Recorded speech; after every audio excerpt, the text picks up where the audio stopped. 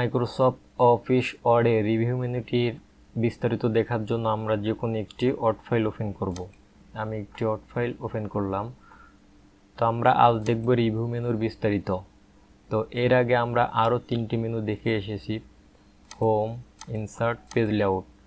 ধারাবাহিকভাবে আমাদের রেফারেন্স এবং মেইলিং দেখানোর কথা ছিল, কিন্তু আমরা এটি দেখাবো না, এটি দেখাবো লাস্টে। এটি খুবই এক্সপার্ট লেভেলের হয়ে থাকে। তো আপনারা যদি রিভিউ এবং ভিউ এই দুইটি মেনু দেখার পরে যদি রেফারেন্সটি দেখেন তাহলে আপনাদের জন্য অনেক হেল্পফুল হবে। আর এজন্য আমি আজকে রিভিউ মেনুটি দেখাবো। তো রিভিউ মেনুটিকে 6 ভাগে ভাগ করা হয়েছে। এখানে 6টি টুল বক্স আছে। প্রথমটি হচ্ছে proofing, comment, tracking, change, compare, protect. আজকে আমরা সবগুলোর ব্যবহার দেখব। তো প্রথমে আমাদের আছে প্রুফিং মেনুর মধ্যে যে প্রথম কমান্ডটি স্পেলিং অ্যান্ড গ্রামার। তো এটির ব্যবহার আমি আপনাদেরকে একটু বলে রাখি। আমার এখানে যদি কোনো ভুল ওয়ার্ড থাকে এই প্যারাগ্রাফটির মধ্যে, তাহলে দেখতে পাচ্ছেন যে নিচে এটি রিডমার্ক করা আছে। এইগুলো হচ্ছে বানান ভুল দেখাচ্ছে। এখন আপনাদের কোনো ক্ষেত্রে দেখবেন যে আপনারা দেখতে পাচ্ছেন যে আপনার বানানটি ভুল, তারপরেও সেটি রিডমার্ক আসতেছে না। এটি একটি অপশনালগত কারণে হয়ে থাকে। আর এটি আমি আপনাদেরকে দেখাবো কেন রিডমার্কটি বানান ভুল থাকলে আসে না। এজন্য আপনারা যেটি করবেন, এই যে অ্যারো চিহ্নটি ক্লিক করবেন, যে টপ যে বারটি আছে এখানে এই অ্যারো চিহ্নটি ক্লিক করে মোর কমান্ডস ক্লিক করবেন, দেন প্রুফিং ক্লিক করবেন। প্রুফিংয়ের একদম লাস্টে 2টি অপশন দেখতে পাবেন। একটি হচ্ছে হাইড স্পেলিং। তো আপনার এই 2টি অপশনই টিকমার্ক করে ওকে দিবেন।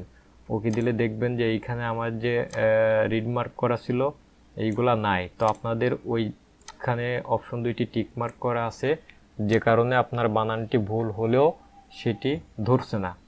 আর এটি ধরতে গেলে আপনাদেরকে যেটি করতে হবে, পুনরায় এখানে ক্লিক করে মোর কমান্ডস, দেন প্রুফিং থেকে এই টিকমার্ক 2টি উঠিয়ে ওকে দিবেন। তাহলে আপনাদের যে বানানগুলো ভুল থাকবে এ অটোমেটিকলি ধরে নেবে। তো এখন আসি স্পেলিং অ্যান্ড গ্রামার।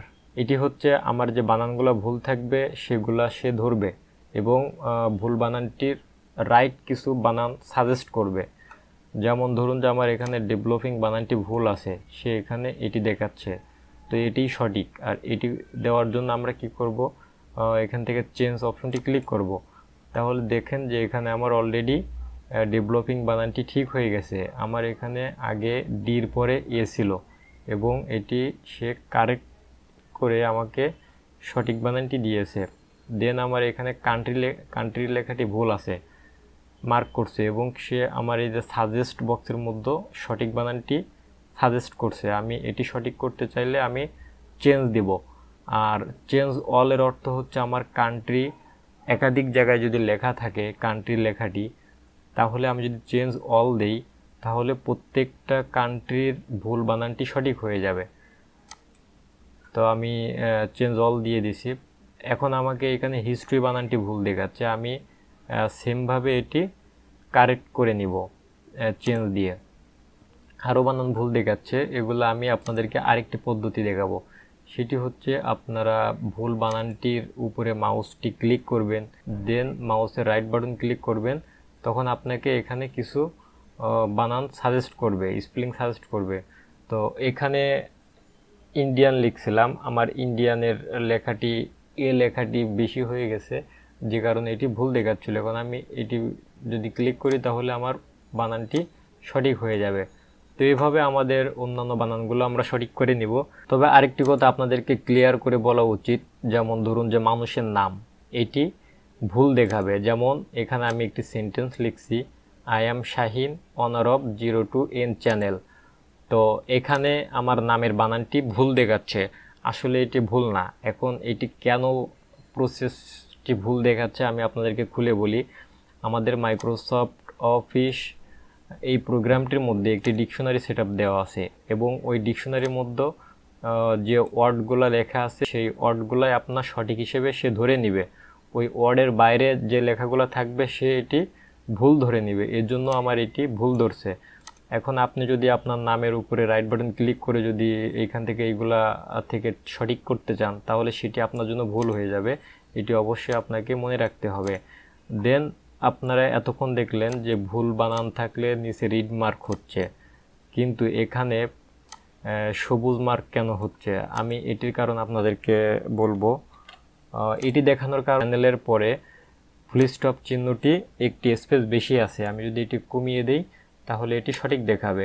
অর্থাৎ সবুজ চিহ্ন দিয়ে সে বোঝাতে চাচ্ছে যে আপনার এখানে একটু মিস্টেক আছে, বানান ভুল না। তো নেক্সট মেনুতে আমি চলে যাব। গ্রামার অ্যান্ড স্পেলিংয়ের পরে আমাদের যেটি আছে রিসার্চ।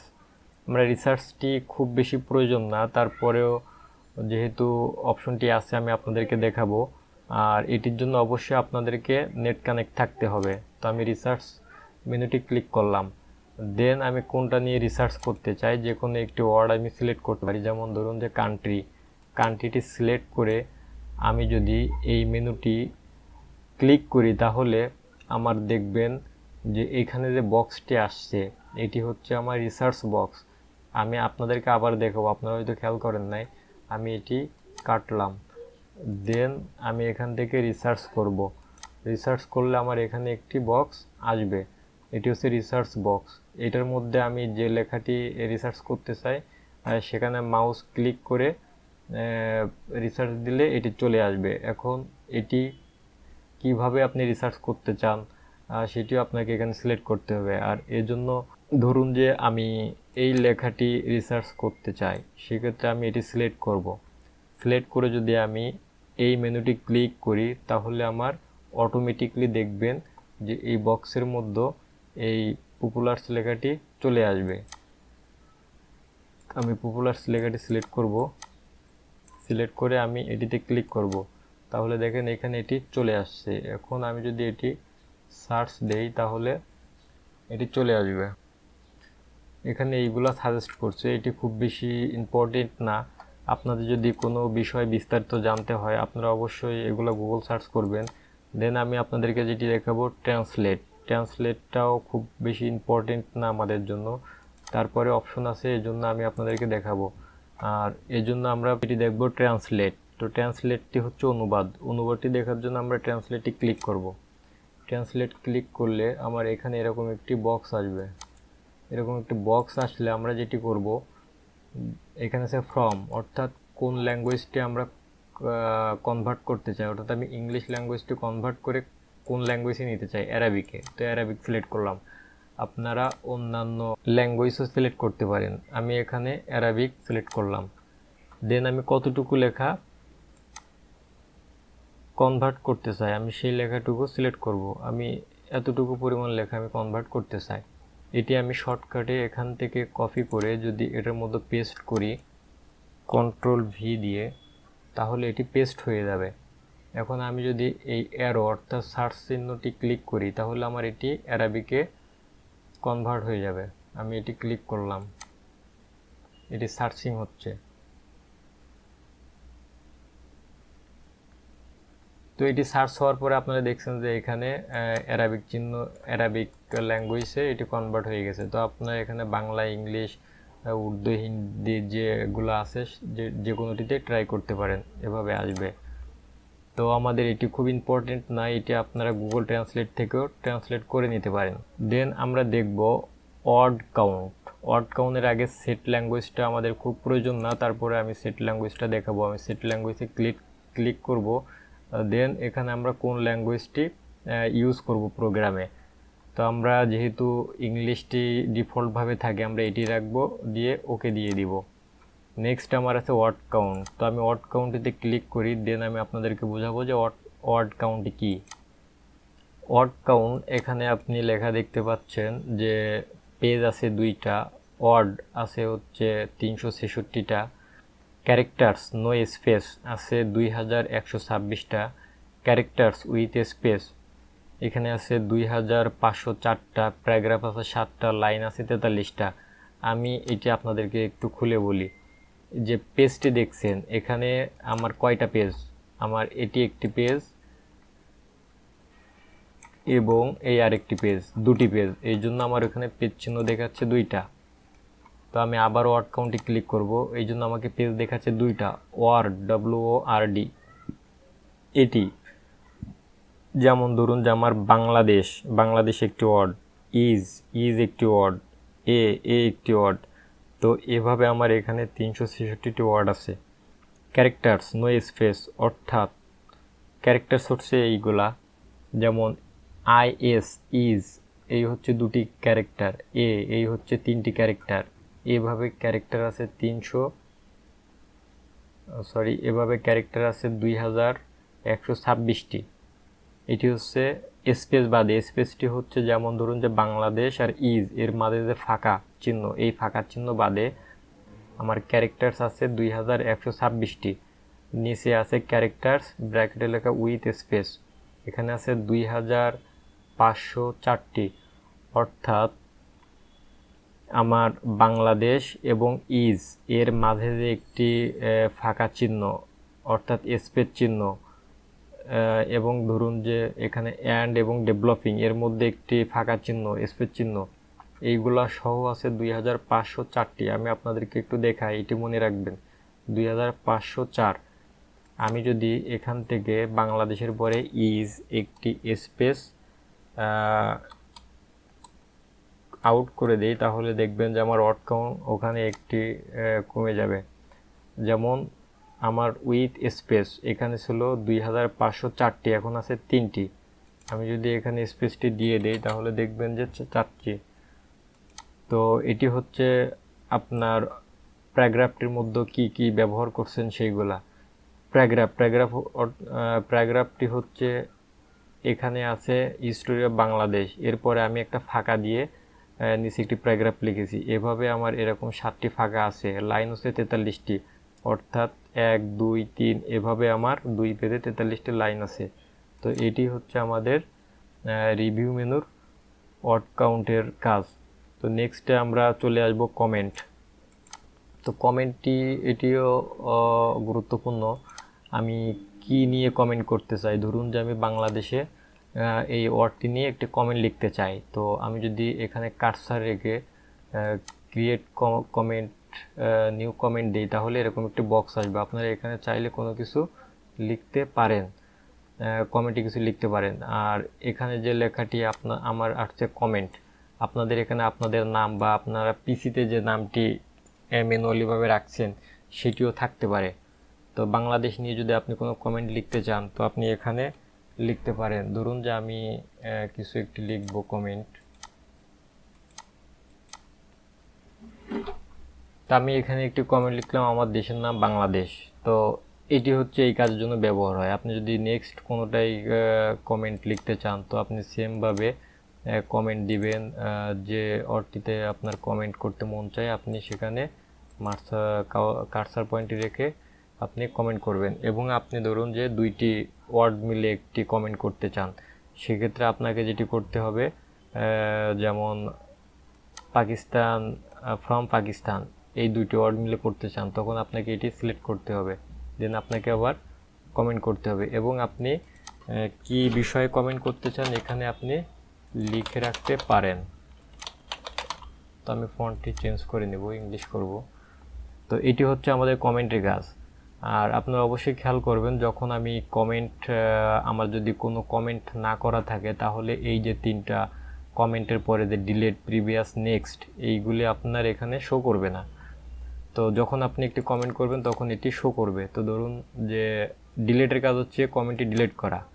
আমি যেটি সিলেক্ট করব, আমি এই কমেন্টটি সিলেক্ট করে যদি এটি ডিলিট দিই এটি ডিলিট হয়ে যাবে। দেন প্রিভিয়াস অর্থাৎ আমি পূর্বে কোন কমেন্টটি করেছি আমি ক্লিক করলে সেটি চলে আসবে। আমার নেক্সট কমেন্ট কোনটি, আমি যদি নেক্সট ক্লিক করি তাহলে আমার নেক্সট কমেন্টটি আসবে। এটি হচ্ছে আমার নেক্সট কমেন্ট। আমি যদি তার পরে কোনটি করছি সেটি বললে এই যে এটি চলে আসছে, এটি পরে কোনটি করছি এটার পরে নেক্সট আসতেছে না, কারণ কি এটার পরে আমার আর কোনো কমেন্ট করা হয় না, হলেও সেটা ডিলিট হয়ে গেছে, এই জন্য এটি আসছে। এখন এটি হচ্ছে আমাদের কমেন্টের কাজ। দেন ট্র্যাকিং, এই ট্র্যাকিং নিয়ে আমরা ট্র্যাকিং টুলবাসটি নিয়ে দেখব না, কারণ ট্র্যাকিং টুলবাস আমাদের খুব বেশি প্রয়োজন হয় না। এবং এটি যদি আপনারা দেখতে চান আমার ভিডিও লিস্টে আমি এটি আলাদা একটি ভিডিও তৈরি করব, আপনারা সেখান থেকে দেখে নেবেন। দেন আমরা যাব চেঞ্জ। এটিও সিম্পল। আপনার এখানে আছে রিজেক্ট, অর্থাৎ আমি আগে যে কমেন্টগুলো করছি আমি যদি এটি রিজেক্ট দিই তাহলে এটি রিজেক্ট হয়ে যাবে, ডিলিট হয়ে যাবে। দেখুন যে ডিলিট হয়ে গেছে। সেমভাবে আমি যদি নেক্সট কমেন্টটি দেখতে চাই এখানে নেক্সট দিব, দিলে নেক্সট কমেন্টটি আসবে। আমি প্রিভিয়াস কমেন্টটি দেখতে চাইলে প্রিভিয়াস দিলে প্রিভিয়াস আসবে। সুতরাং এটিরও তেমন কাজ নেই। নেক্সট আমরা যেটি দেখব কম্পেয়ার। তো কম্পেয়ার করার জন্য আমাদেরকে কম্পেয়ারে ক্লিক করতে হবে। দেন হচ্ছে আমি এখানে ফার্স্ট যে কম্পেয়ারটি আছে এখানে দুইটাই প্রায় সিমিলার, আমি ফার্স্ট কম্পেয়ারটি দেখব। এখানে দেখাচ্ছে যে অরিজিনাল ডকুমেন্টস, রিসিভ ডকুমেন্টস, অর্থাৎ দুইটি ফাইলের মধ্যে আমার কি কি সামঞ্জস্য আছে এগুলা দেখার জন্য আমি কম্পেয়ার করতে পারি। আমাদের খুব বেশি প্রয়োজন হয় না, তারপরে আমি এটি দেখিয়ে রাখবো। আপনারা এখান থেকে রিসেন্টলি যে লেখাগুলো লিখছেন সেটিও নিয়ে নিতে পারেন, অথবা আপনি ফাইল থেকে যে কোনো লেখা নিয়ে আসতে পারেন। ধরুন যে আমি এখান থেকে টুলবারটি সিলেক্ট করলাম, দেন আমি এই টুলবারের সাথে কোন ওয়ার্ড ফাইলটা আমি কম্পেয়ার করতে চাই আমি ফাইলের মধ্য থেকে আমি একটি সিলেক্ট করে দিব। ধরুন যে মেকিং ভিডিও রিলেটেড আমি এটি কম্পেয়ার করব। তো আমি যদি এটি ওকে দেই তাহলে আমার এখানে এভাবে দেখাচ্ছে, যেহেতু আমার দুইটি ফাইল দুইটার মধ্যে কোনো কম্পেয়ার পাচ্ছে না, যে কারণে এটি এমনভাবে দেখাচ্ছে। আমি যদি দুইটা সিমিলার ফাইল রাখি তাহলে যদি দুইটি লেখার মধ্যে কোনো পার্থক্য না থাকে সেটিও তারা দেখাবে। তো এটি হচ্ছে কম্পেয়ারের কাজ। তো আমরা এটি কেটে দিব। দেন আমাদের একটি ইম্পর্টেন্ট বিষয় আছে, সেটি হচ্ছে প্রোটেক্টটি হচ্ছে আমাদের এই ওয়ার্ড ফাইলটিকে আমরা যদি তালাবদ্ধ করে রাখি তাহলে এটি অন্য কেউ ইউজ করতে পারবে না, এবং অন্য কারোর কাছে যদি আমরা সেন্ড করি তাহলে তারা সেটি এডিট করতে পারবে না। তো আমরা এখানে প্রোটেক্ট ক্লিক করব, দেন ফরম্যাট অ্যান্ড প্রোটেক্ট, অথবা এইটার উপর ডাবল ক্লিক দিলে চলে আসবে। তো এটি ক্লিক করার পরে আমার এখানে এমন একটি বক্স আসছে। তা আমি যদি এখন এটি প্রোটেক্ট করতে চাই তাহলে এখানে যে ইয়েস স্টার্ট প্রোটেকশন আছে আমি এটি ক্লিক করব। দেন এখানে আপনি 2, 3, 4 যে কোনো সংখ্যায় পাসওয়ার্ড দিয়ে রাখতে পারেন। তো আমি একটি পাসওয়ার্ড দিয়ে রাখলাম, দিয়ে ওকে দিব। ওকে দিলে দেখবেন যে এটি এখানে মাউসের কার্সারে আমি স্পেস দিচ্ছি, আমার এটি কিন্তু নিচ্ছে না। এখান থেকেও আমি স্পেস দিচ্ছি, আমার স্পেসটি নিচ্ছে না, অর্থাৎ এই পেজে কাজ করা যাবে না। আমি এখান থেকে ব্যাক স্পেস দিচ্ছি, অর্থাৎ সিলেক্ট করে আমি কাটতে চাচ্ছি, তাও এটি কাটতে পারবে না। তো আমি যদি এটি প্রোটেক্ট করে অর্থাৎ লক করে যদি ফাইলটি কারো কাছে দিয়ে থাকি তাহলে সে ব্যক্তি এটি শুধু পড়তে পারবে, ওপেন করতে পারবে, কিন্তু কাটতে পারবে না। এই জন্য প্রোটেক্টটি করা হয়। এবং সে যদি ব্যবহার করতে চায় তাহলে আপনার কাছে শুনে নিতে হবে যে আপনি কি পাসওয়ার্ড দিচ্ছেন, তখন সে পাসওয়ার্ডটি শুনে এই যে অপশনটি আছে স্টপ প্রোটেকশন এটিতে ক্লিক করবে। এটিতে ক্লিক করলে এখান থেকে আপনার নির্দিষ্ট পাসওয়ার্ডটি দিলে প্রোটেক্টটি খুলে যাবে। তো এখন দেখুন যে এখন আমি এখানে অনেক কিছুই করতে পারবো। সিলেক্ট করে আমি যদি ডিলিট করি এটি ডিলিট হয়ে যাচ্ছে। তো আমাদের রিভিউ মেনুর আজকে এ পর্যন্তই ছিল। আমাদের নেক্সট ক্লাসটি হবে ভিউ মেনু নিয়ে। তো আপনারা যদি এর পূর্বের ক্লাসগুলো না দেখে থাকেন অবশ্যই দেখে আসবেন। তো ভিডিওটি আপনারা দেখলেন, আজকের ভিডিওটি এ পর্যন্ত। আমাদের ভিডিওটি যদি ভালো লেগে থাকে তাহলে অবশ্যই আমাদের চ্যানেলটি সাবস্ক্রাইব করবেন। সবাইকে ধন্যবাদ।